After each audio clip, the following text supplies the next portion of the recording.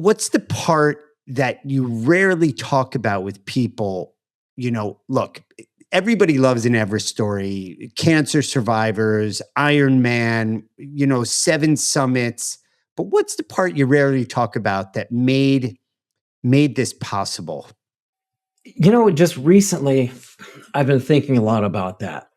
And I was going to say between you and me, but between you and me and anybody else who's paying attention, I'm putting the final edits on my next book, and it's called The True Summit Method. And I get really vulnerable in that book right from the get-go. And you mentioned the 7 summits. I've also skied to the North and South Poles, and that together is called the Explorer's Grand Slam, which it sounds like a Denny's breakfast platter. I wish they'd come up with a different name for it. But when I reached the North Pole, Amazon was there. They did a film, and the camera panned over when I reached the top of the world.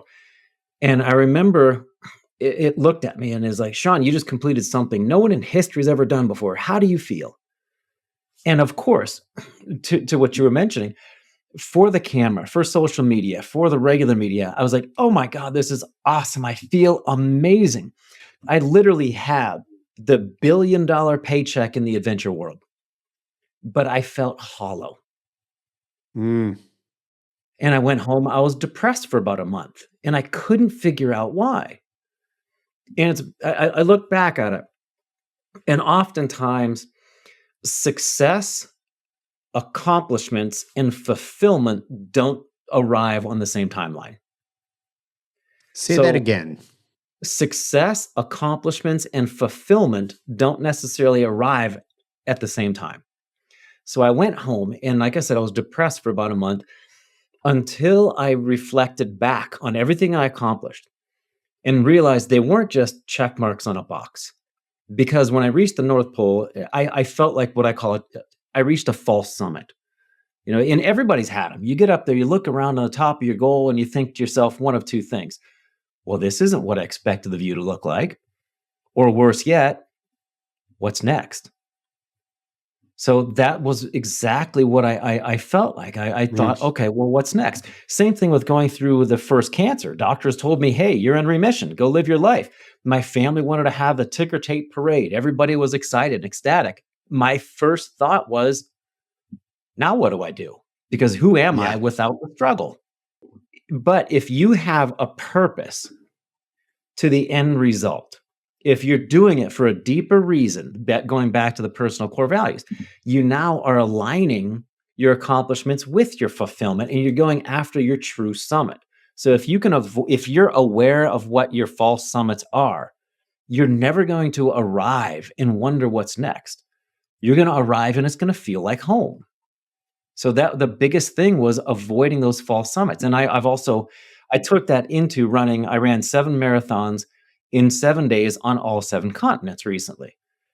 I ran a marathon in 7 days. In 7 days. Plus, it's funny because I'll talk to some people like, I ran a half marathon. I was like, just half? Like what? Right. No. I have run. I've run a couple of half marathons. I ran one, but we'll the time was I finished. Okay. Yeah. Anyway. Well, my goal wasn't to compete. It was to complete. Right. And I just wanted, but I enjoyed the process. On each continent, I learned something new about myself. And if you remove the ego, for example, I've taken a group up Kilimanjaro 28 times with double the mountain success rate. I lead from behind. There's no ego. I've created this team. I know how to put things together to help people utilize what they know and what actually matters to protect that, but moving it forward with the proper team to have that fulfillment, to create a movement in that culture.